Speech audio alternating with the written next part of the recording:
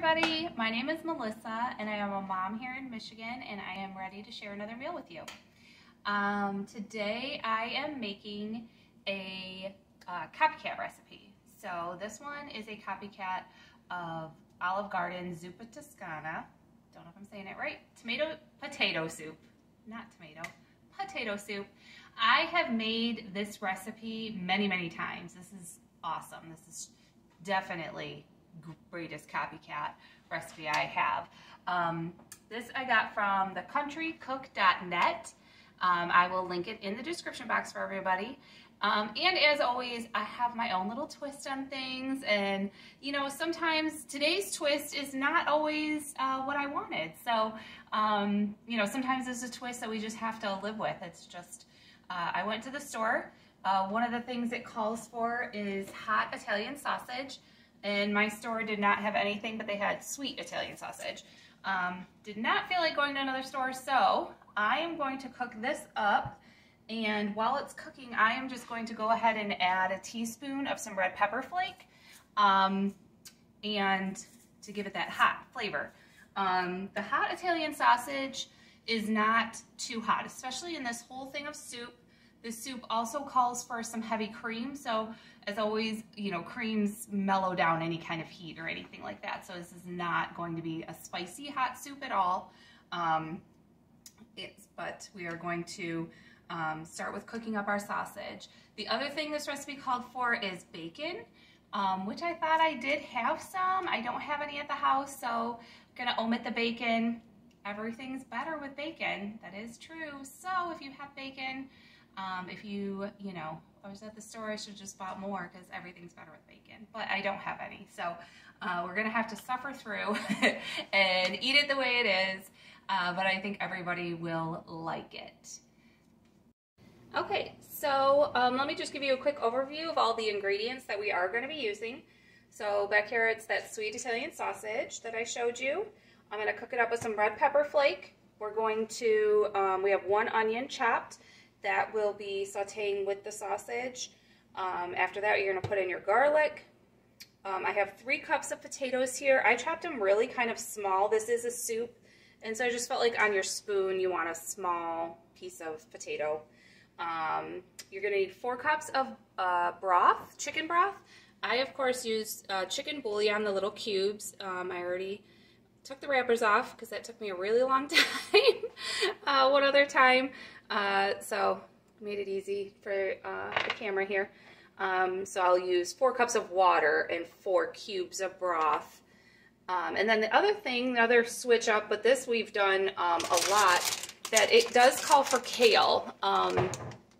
I find that the kale has to cook too much longer than I like, because I like the kale to be tender, and so then it has to cook a little bit more into the soup for a longer amount of time. So we are going to chop up some of this spinach and use spinach instead.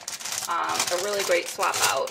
If your store doesn't have kale, I shop Aldi a lot of times. It's one of my favorite stores, and they don't carry kale regularly, so that's why I swap out for that too. And then the recipe does call for heavy cream. I'm going to just use half and half. I pretty much always use half and half. I don't taste the difference. I think it's a really great swap out. Saves you some fat and calories and things. So an easy swap out that keeps all the flavors. Yeah, if you're really checking, you know, your fat and calories, you definitely can swap out. They sell a turkey Italian sausage. It's usually always sweet that I found when it's turkey, but feel free to use that and then use the red pepper flake for the seasoning and everything. The other thing sometimes you can find at the store is the bulk sausage. This is not bulk sausage, so I'm going to show you what we're going to do here. This sausage is going to have enough fat. I'm actually not even going to put anything down in my pan, but these sausages, since they're in a casing, you do have to squeeze them out of the casing like that to get it to come out, and then you're left with the casing. You just discard. I'm going to put all the sausage in here, And with the onions, and let them saute up, and let the onions soften and the sausage cook thoroughly. This is a great, Copycat is always fun because you're getting obviously nowhere near the price that you're paying at a restaurant. So it's great that you can get that same flavor, that same feeling, those same, good feelings like you've had when you were at the restaurant eating this delicious soup. Also, the other really easy thing to do is a Copycat Olive Garden salad, do a soup and salad as if you would order it there. The salad, as we know, most people know, I mean, even Aldi, all the stores, seem to carry that wonderful Olive Garden salad dressing. It is absolutely delicious from the store, so it's definitely something to pick up. And then you have your whole Copycat meal. I'm going to put my onions in here with my sausage. Let it all cook together. This is where you would chop your bacon and put your bacon in too. You can do cooked bacon and put it in at a later time, but I've definitely chopped the bacon raw and put it in at this point. Let me bring it over and show you what's happening in my pot. It's kind of just a big old mess right now. I'm going to use my fun food chopper. They have these pretty much everywhere nowadays, one of these type choppers. This one I got at least more than 10 years ago. This one specifically is a Pampered Chef one. One thing you may have noticed, I'm going to get chopping quickly. I got my flame maybe on a little too high.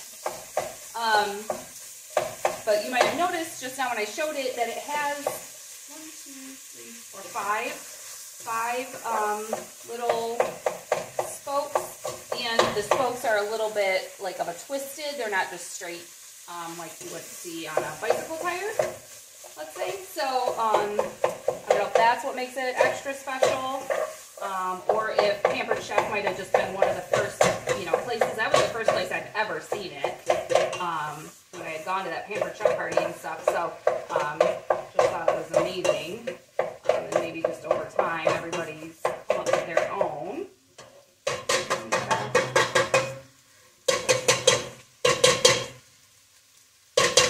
Okay, knock that out a little bit more. All right, I'm going to let this cook up, and I will bring you right back for the next step. All right, so my sausage is fully cooked. I forgot to say that I did end up putting 1 teaspoon of the red pepper flake in here while it cooks. I really thought I wanted the heat of, the sausage cooking and everything to bring out the flavors and the heat of the red pepper flake. It looks delicious, smells absolutely amazing. If you can see there, oh, here, let me put a light on. Yeah, make it better. And if I can tip you right, there you go. So that's the onion, the red pepper flake, and the sausage cooking away. It's on fairly high heat because I'm about to put in the broth and cook the potatoes and everything. So before I do that, I am going to put in some garlic. I'm going to be pretty heavy-handed. I'm going to use this minced garlic. I really like this as a quick and easy to go to. The recipe calls for 4 cloves of fresh garlic, which is great. If you have it, use it. So I'm going to be a little heavy-handed. I find that this garlic in a jar is not as strong as fresh garlic. So actually I'm going to do heaping tablespoon. Delicious. I think that's one of the reasons that we might not realize that we like restaurant food more than we like when we cook it at home. Oh my gosh, it's just not the same. We're a little too timid. We're afraid it's going to not be enough. So definitely that heaping teaspoon is going to be great. Now I'm going to put in my 4 cups of water and my bouillon cubes. If you're using broth, it's going to be 4 cups of broth, or what is that, 1 quart maybe? And gonna put the heat on high because this is where you're really going to cook your potatoes. I'm going to use my fun little food mover. To be honest, this is something I've had for a while and don't even use very often, but thought I would get it all out for you and show you instead of having to do too many trips back and forth between the pot and the cutting board. Let's see if this would work out better. You know, it's nice, we always see these fun gadgets and we want them. Got to remember to get them out and use them. That's a good January thing I like to do, is kind of look at all the different things and see if I'm going to use it. Something I have in my cupboard, I'll have to get it out and use it for all of you, is I have a crepe maker. And I keep debating whether I should kind of put it down in the basement for storage, because it's been quite a long time. Got to think more than 6 months since I've made crepes. But I just can't do it. I love crepes, so maybe this will be the reason, will be that I will make some crepes to show everybody how to do them. Very easy, believe it or not. Not that difficult of a recipe at all for crepes, and I prefer sweet crepes, but you can do sweet or savory. So here we are. I'm going to let this soup go ahead and simmer. I'm going to put the lid on, let it come up to a boil, to put it down to a simmer, let that simmer for 15 minutes, and then I will be back and show you the next steps. All right.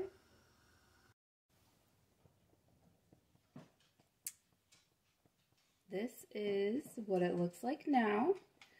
Lots of broth. The potatoes are cooked, doing well. Turn my timer off. And now we're going to finish up, put the final ingredients in, and get everything ready. So this bag of spinach, it's a 10-ounce bag of spinach. It says to use 2 cups. I just did half of the bag and gave it a rough chop. We're going to put that in. We're going to put some salt and pepper in because we haven't put any salt or pepper in yet. I did give a potato a taste. It tastes really good, but it definitely could use some salt and pepper. I didn't, you know, the sausage sometimes can be salty, so, but you want to, you know, taste it as you go. Let's see if I can, maybe I'll stand back. Every time, you don't notice till you start recording yourself, but every time I put pepper in, I start sneezing, so let's see if I can keep myself from sneezing this time. So got that mixed in. I'm going to cook the heat up slightly because we're going to put the cream in. It says 1.5 cups of cream. So I got my little 1-pint container here. I guess I only want to get one of these dirty, so I'll just put 3 half cups in. 1, 2, 3. Perfect. And then we're going to put the spinach in. Kale will take a little bit longer to wilt into the soup than the spinach. The spinach is a little bit already more tender and thin and everything. So I think it's only going to be about 5 minutes and we'll be ready. The other thing, I did a little digging through my freezer. Let's just stir this in. Down in there. Like I said, since I added the cream and everything, I'm going to keep the heat up a little bit. And I found I had some frozen dinner yeast rolls, so I'm going to bake these up too, just 350 for anywhere between 5 and 10 minutes, it says. But this reminded me of something that I wanted to share with you. So something that I've done before when I have made this, soup is I actually just ran through and stopped at the Olive Garden and actually picked up the breadsticks. You know how delicious those are. So, you know, I just thought I'd give you that idea too, so you get the full, you know, feeling of that takeout meal with having, or, you know, the restaurant meal with having the actual breadsticks. Make yourself some salad with that Olive Garden dressing. You got the soup. You got the whole shebang. You got it all, and you saved lots of money in the process of doing that. So I have my oven preheated. I'm going to throw some of these on a pan. Everything will be ready in just about 5 minutes, and I'll bring you back and show you what it looks like. All right, so I'm back with our finished product here. I have got my bowl of soup and my delicious bread. I'm gonna do, let's give you a quick up close look at this. We've got the sausage, potatoes, spinach, everything ready to go. Delicious. We did give it a taste test, but I'm gonna see. Not gonna wait till it cools down.